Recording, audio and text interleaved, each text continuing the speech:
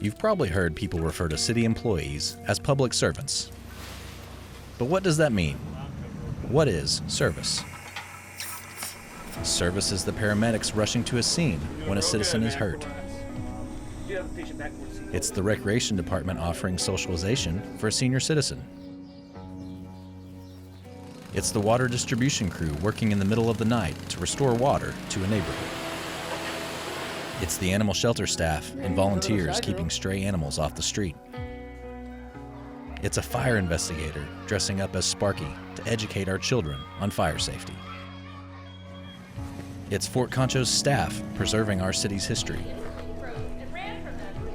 It's the health department monitoring active cases during a pandemic.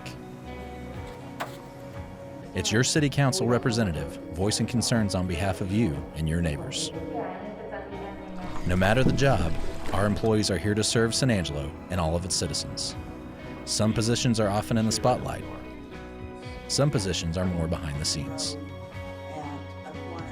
So today, tomorrow, and the day after that, we say thank you. Thank you for striving to make our city better every day. Thank you for building a better San Angelo for not only today, but also for the future.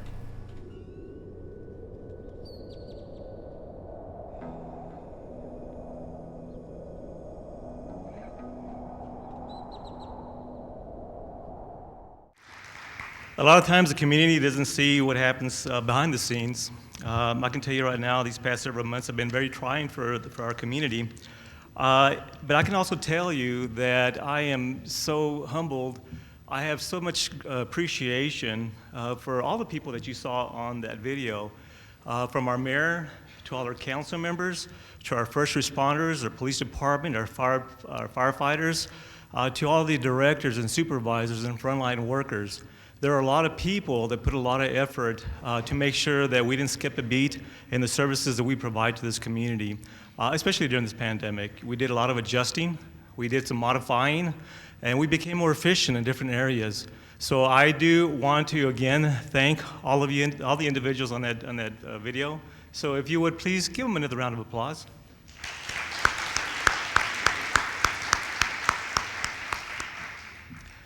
My presentation will focus, first of all, the City Council has three priorities that actually they established a couple of years back. And that really is to address our infrastructure, our public safety, our economic development. I get to talk about the two areas that actually are an expenditure to the city, but actually provides a much needed service. The mayor gets to talk about the fun stuff, the economic development, and the money that comes in to pay for these services. We have maintained a very, very conservative approach to our budget every single year, I can tell you that. And the monies that actually come in from our property taxes isn't quite enough to pay for our first responders, for our police department, for our firefighters. So that has to be supplemented in other ways.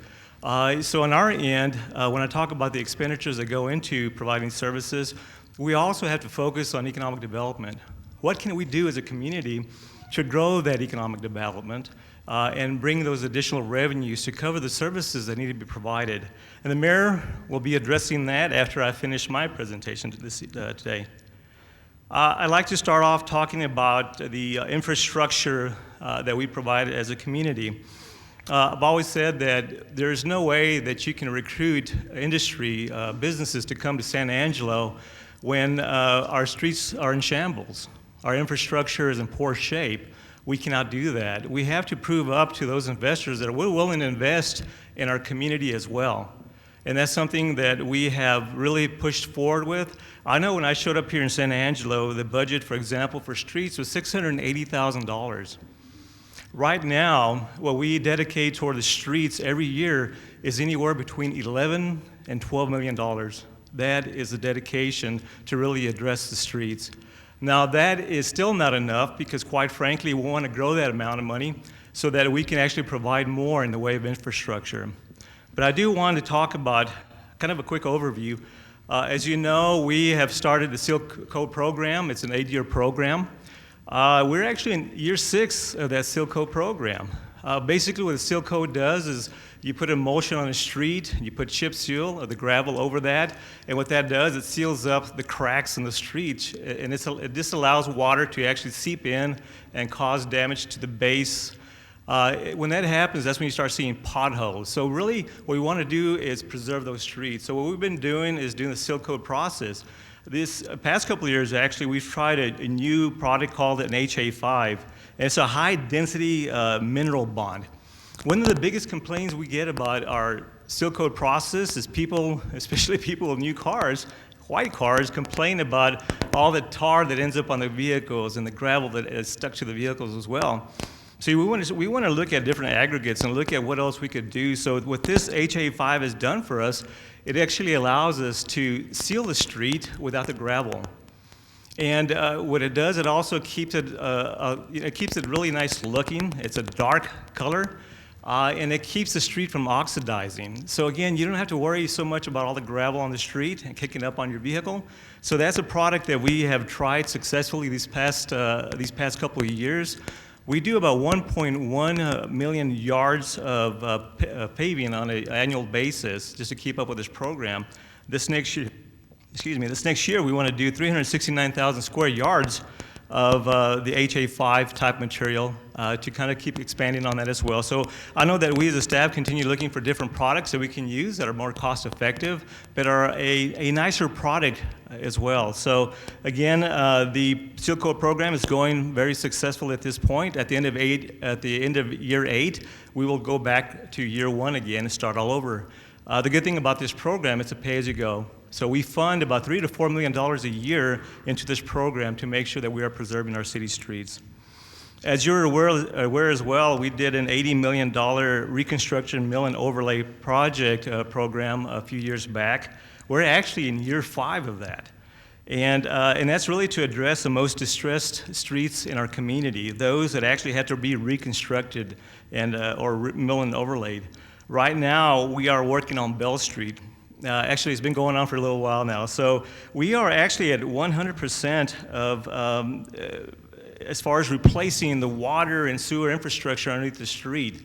A lot of people have pointed out that that budget for Bell Street was pretty big at $22 million. Well, $12 million of that goes toward the actual infrastructure to replace the water and the sewer underneath the streets. One of the last things we want to do is put in a brand new street without replacing the infrastructure, and then have to come back and tear the street up again to replace that infrastructure. So we're actually trying to make sure that we do it 1-2 step, of course, replace that the water and sewer lines, and then come back and do the streets as well. So again, 100% right now on replacing the sewer and water lines underneath Bell Street. We're actually at 50% completion on the roadway. We had projected that we'd be done by December of next year. We're actually ahead of schedule. So right now we're thinking that maybe we'll have it completed by summertime. So we're quite pleased with that progress there. Another 2 roadways that we're working on, streets that we're working on, is downtown Chadburn and North Chadburn. Downtown Chadburn is actually on phase 1. And we actually started this past summer working on that roadway. We figured that it's going to take about 18 months. There's a lot that comes along with that project for downtown. Really, and I'll let I want to jump into the economic development round, but I'll let the mayor get into that in detail later on.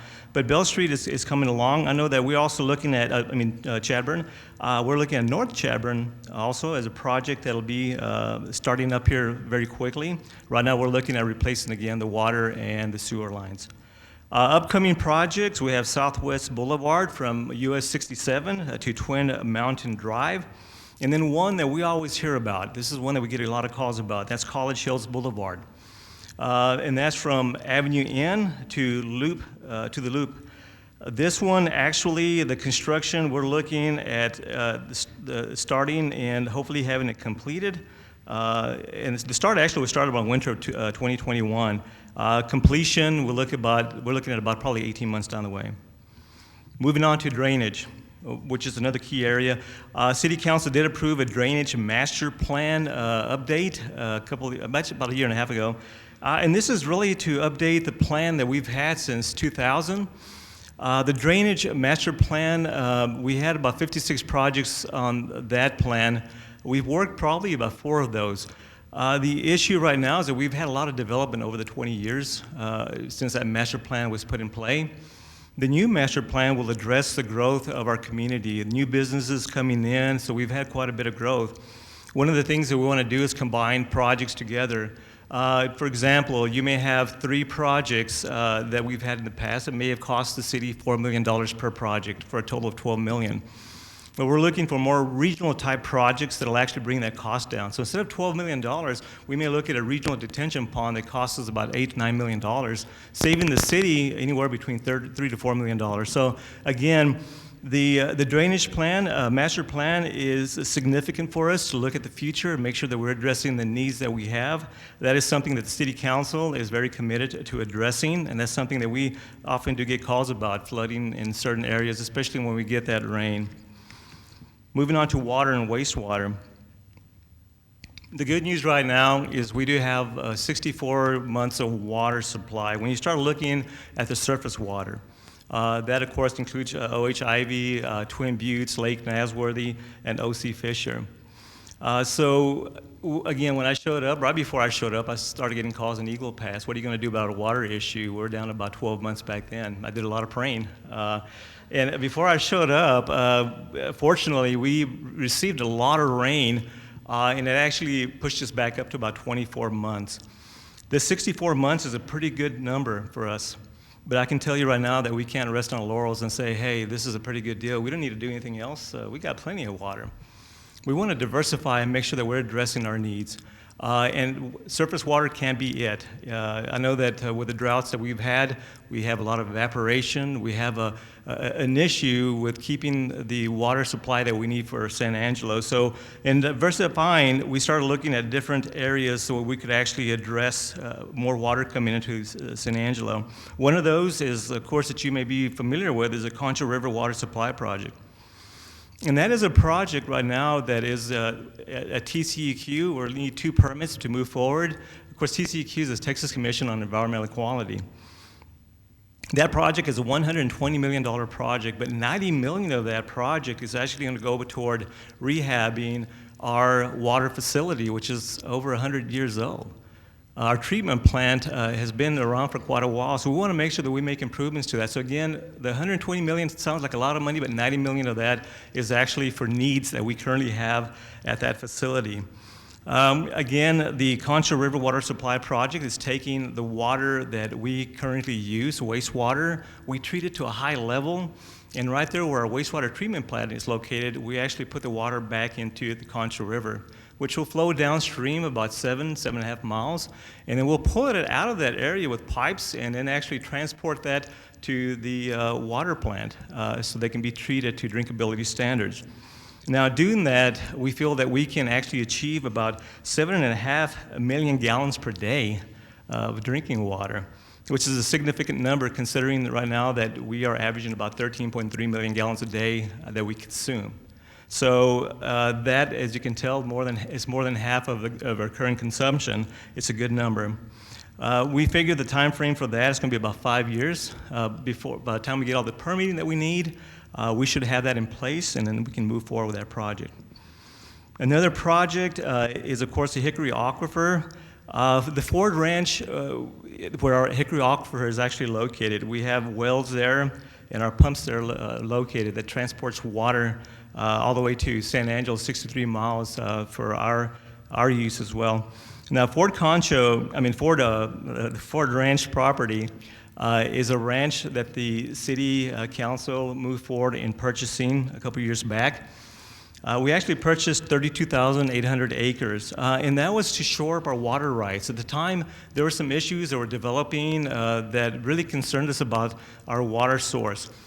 So the City Council made a bold move to move forward and say, we'll purchase that property, but we will sell it later on and still maintain the water rights and not have to worry about somebody else tapping into that water resource.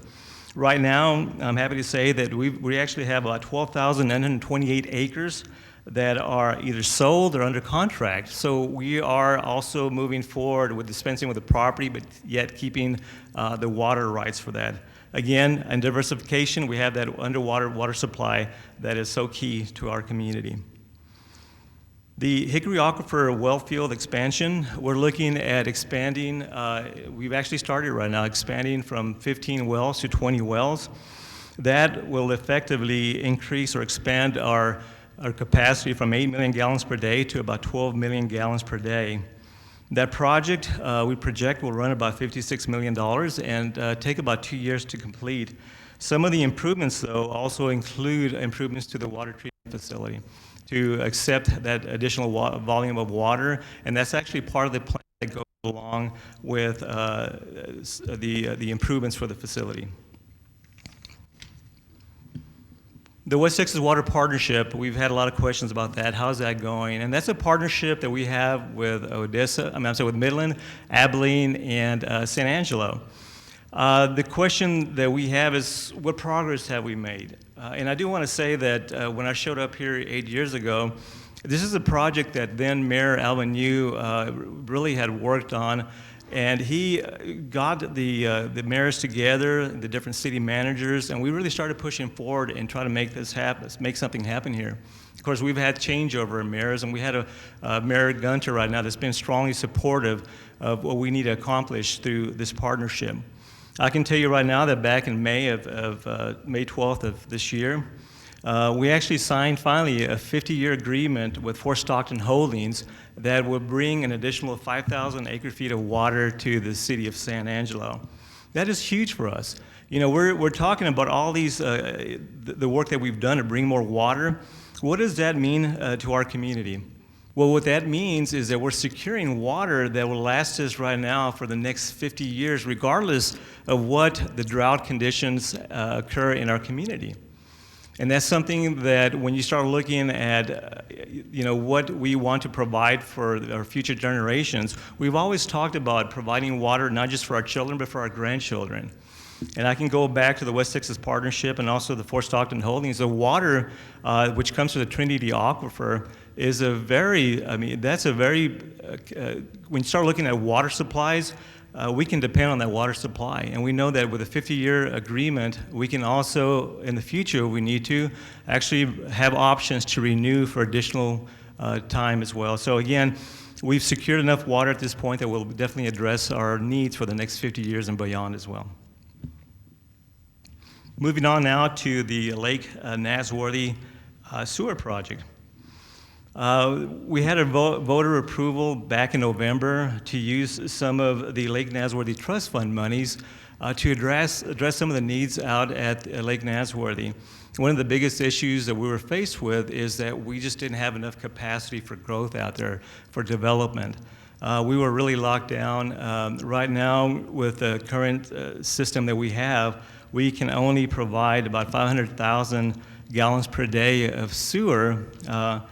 So we were really bound by that, and we had businesses that wanted to go out there and build in the Lake Nasworthy area, and they weren't able to do that because we just didn't have capacity. Well, we are moving forward. The system that we're looking at will actually expand the capacity by 5 times. So we're going from 500,000 gallons per day to 2.5 million gallons per day. And what that means for us is when we look at Lake Nasworthy, it's not just the development around Lake Nasworthy, it's also what can be done at the airport with a business park. I'm not going to go into a lot of detail about that. That's something the mayor's going to cover here in just a little bit. But again, that's something that we automatically knew that in order for us to grow and bring the revenues that we actually need to address the needs for our community, but also the growth, it's something that had to be tackled. Moving on to the public safety, which is another area, a key area that the city council felt that we wanted to make sure that we addressed. So the police department, I can tell you right now, with the numbers that we're seeing, we have continued to grow the police department. The police department did a wonderful job this past year in securing a grant that would pay for an additional 5 officers. It doesn't really cover the full amount. That's something the city has to budget.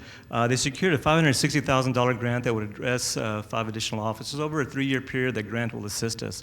And it'll actually, every year, the amount that we receive is going to be a little bit lower. But the city council, mayor, did approve moving forward with financing the remainder of the amount needed. So we'll be growing the police force by an additional 5 police officers. We have, in the past 4 years, grown the police department by additional 15 officers. I know across this country of ours, we keep hearing about defund the police in certain areas.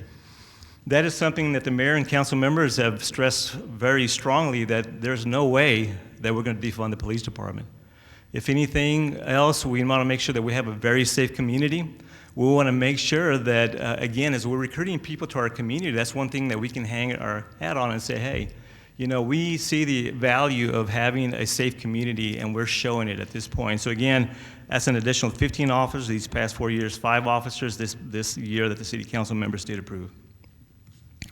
What has that meant for us? Well, the crime rate, the numbers have been trending downward.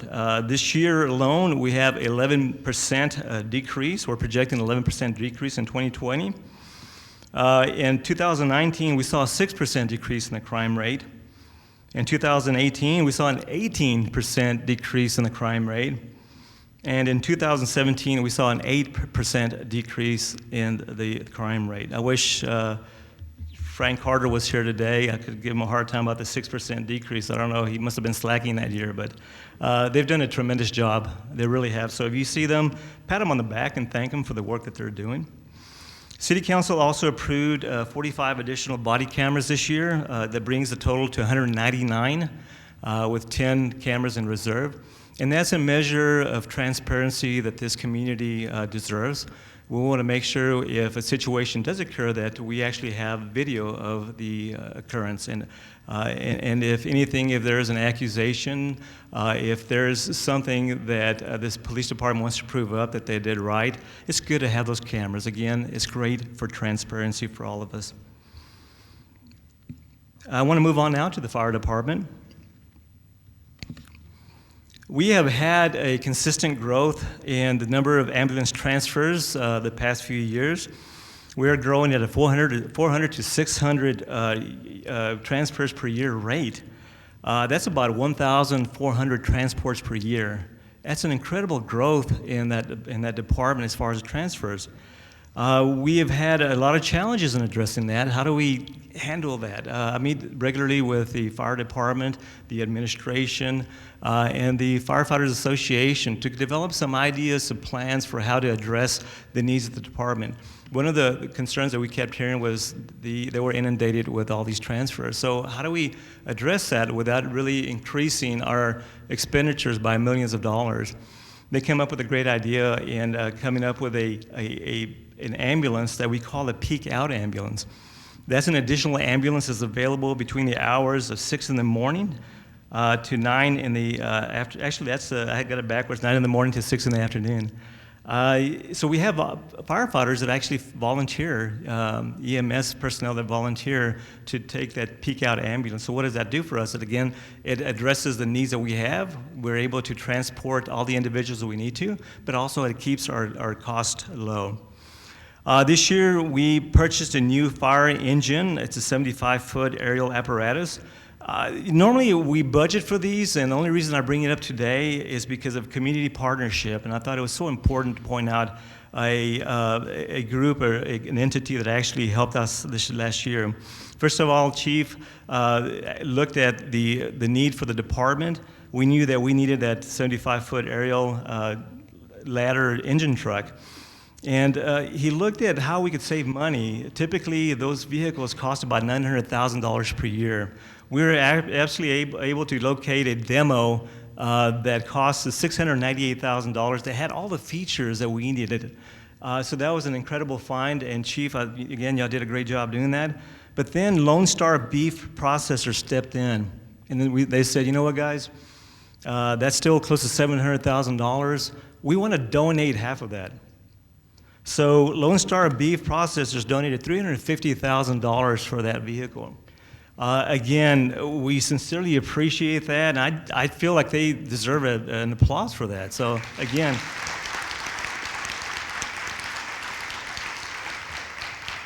these are the community partnerships that we sincerely appreciate. You know, I think that there's a lot of individuals that see that first responders, the work that they do, and we're so appreciative. So for them to do that, it really hit home. So again, so much appreciation for them.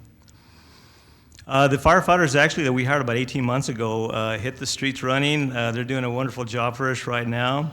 I do want to report as well that the total firefighters hired these last 3 years is at 16 now.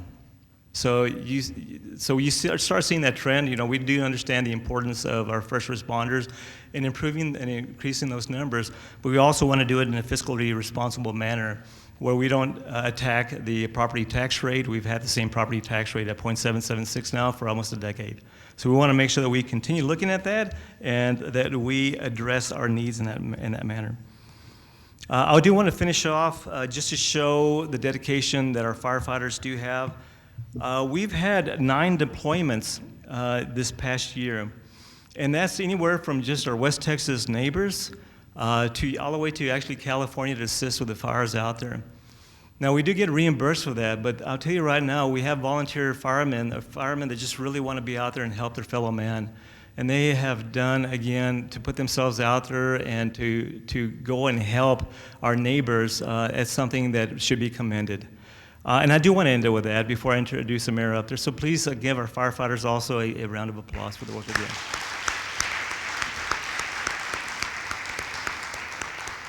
With that said, now for the fun stuff. We'll get the mayor up here and she'll discuss economic development and also some of her vision moving forward for what this community can be. So again, thank you all so much.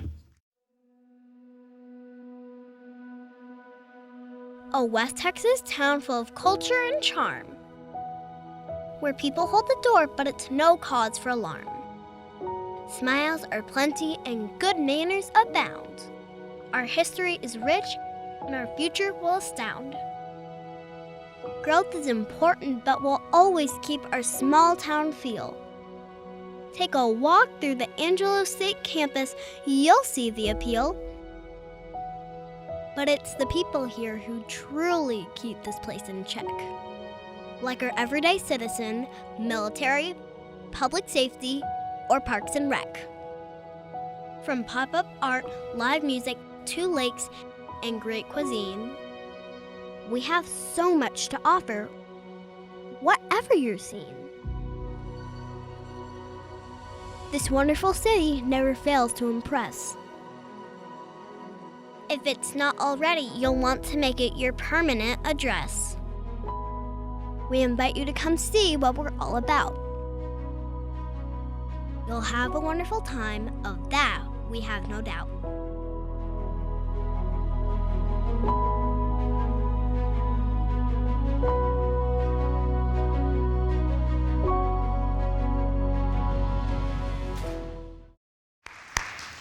I want to start today by thanking each and every one of you who are in the audience today and the companies and the businesses that you represent.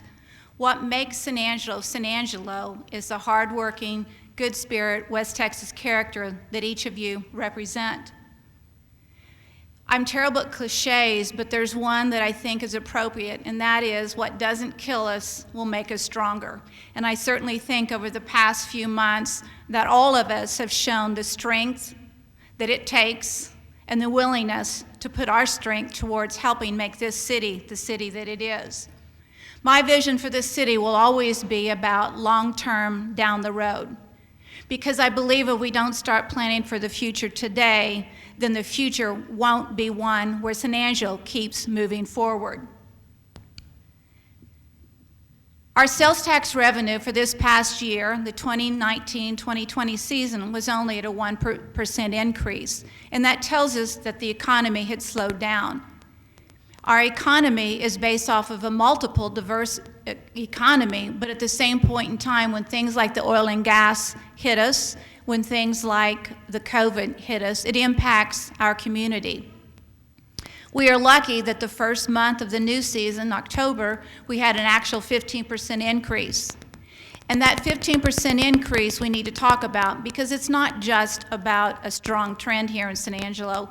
It's about what happens when you support your local businesses. It's what happens when the Amazon effect can't be ordered online, meaning it's pretty hard to order a new roof online. It's pretty hard to replace your windshield online. And so we're the great benefactors today, unfortunately, of a hailstorm that happened in May.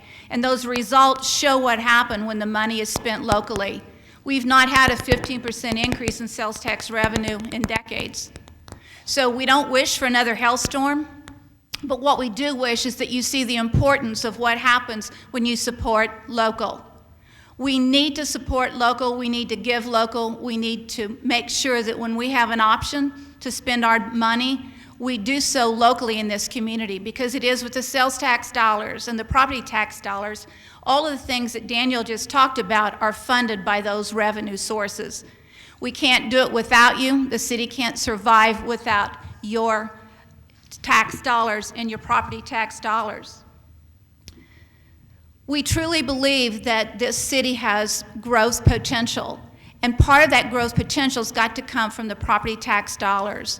This year we put on a $58 million increase in the property tax dollars, but we are constantly hit year after year with the number of nonprofits that buy buildings that are currently on the tax rolls, and that has a huge impact on what we do. So I will always focus on the opportunities as it relates to needing to support the growth of this economy, the growth of the commercial and the industrial part of our business. But what does make us unique in San Angelo are the local gems: the Concho River, the Lake Nasworthy, historic downtown, historic Fort Concho, the International Lily Garden, Stock Show and Rodeo, and Goodfellow Air Force Base. And we call these local gems because these are the things that can't really be duplicated and moved to another city. We own them, they're ours, and they make us unique and different from all the other communities in West Texas, as well as in the state of Texas. We are a city of great diversity, and when you look at the things that we have been acknowledged for having just this year, since January of 2020, Fort Concho was named the best preserved fort of the West. And the City Council has improved about $1 million to continue to keep Fort Concho at the state that it needs to be the best preserved fort. The best Western history bookstore, the Cactus Bookstore. The best place to live like an old West cowboy. The Old Central Firehouse and Heritage Bed and Breakfast. 8 retail shops made the best shops across the state list. And downtown has been accredited as a Main Street city for the 12th year in a row. And Goodfellow was a recipient of the Altus Award for the second time, the only military base having received that award for the second time.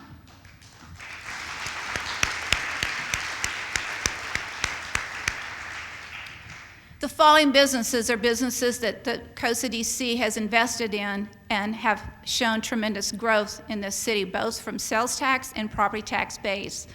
SMC Global, Allen Transportation, Dorado Construction Group, Double J Meat Packing Plant. And we talk about the Double J Meat Packing Plant as hugely important. First of all, we made that happen in about a 2-week period. But second of all, it brings back the history of San Angelo. We used to be the wool and mohair capital, inland capital of the world. We used to be the home of the Miss Wool contest. And so today we celebrate part of our history and our opportunity to continue to celebrate the Miss Wool, the importance of the wool and mohair industry by continuing selling those 100 sheep that are already out there on the streets. But we can't continue to recruit new businesses. We can't continue to show progress if we don't simplify the process within City Hall in terms of what it takes to move forward. We've made tremendous progress. We've cut a lot of red tape, and yet we still have room to grow. I still get a lot of phone calls for concerns from businesses that it's taken too long, because too long means time and money wasted. And so we will continue to look at the opportunities to cut the red tape. When I talk about moving forward, when I talk about long-term plans, my first State of the Union address, I talked about the following: planes, trains, and automobiles. Because you can't have economic growth if, in fact, you don't have a transportation plan. The first part, the planes. Today we have approved a master plan, and a master plan that shows us where potential new hangars need to go, and we'll build those hangars because we know there's interest in securing new businesses with high-paying salaries at the airport. We believe enough in the airport that we think we should tell people, hey, this is the San Angelo Municipal Airport, and hey, discover San Angelo. Before, it's been a very low-key. If you didn't look quickly, you missed a sign that said, here's the airport. We believe in the airport as an economic development opportunity, and we will continue to push that button to find new companies, new growth, and new opportunities.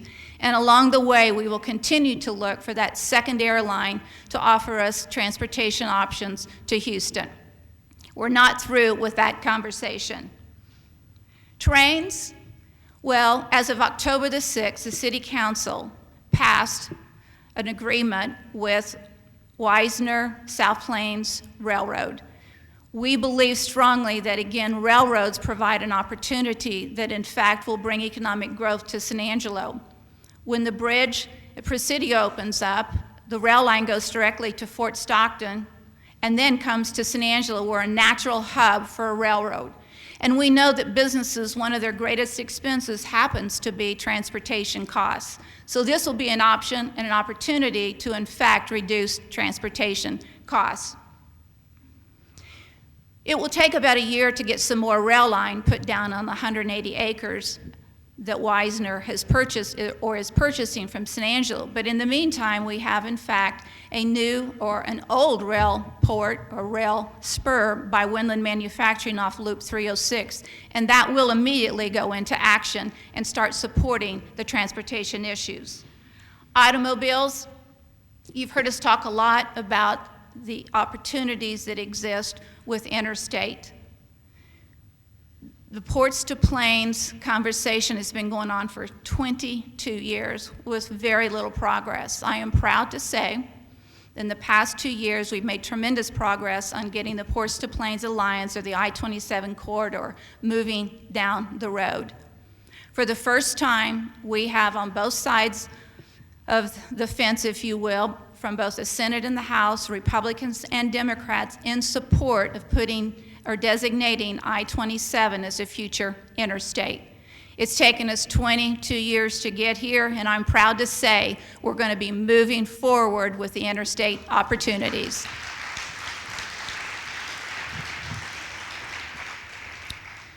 With the study that has been attached to the House Bill 1079, which was the bill that sponsored the study for the interstate opportunities, the end result is the following. Billions of dollars will be brought to the state of Texas in GDP. Thousands of jobs will be created. It will reduce the crash rates and the fatalities. And most importantly, it will provide national security, the food, fuel, and fiber that makes up this economy, not only for the West Texas, but the state of Texas and the United States of America. That food, fuel, and fiber that we represent out here is hugely important to the national security of the United States. Affordable housing, you heard us talk about it before. With Guy Andrews, who heads up COSA DC for us, he came up with the idea that we really needed to do a housing study to better understand what the needs were in this community. And I will say the following. Based off of that housing study, what we've been able to make happen is the following. In spring of 2021, we will actually have 151 new cottage communities called Creek 27. They are doing it in phases, and the first is a 32 unit. They already have 49 names on the list of people who want these new cottages.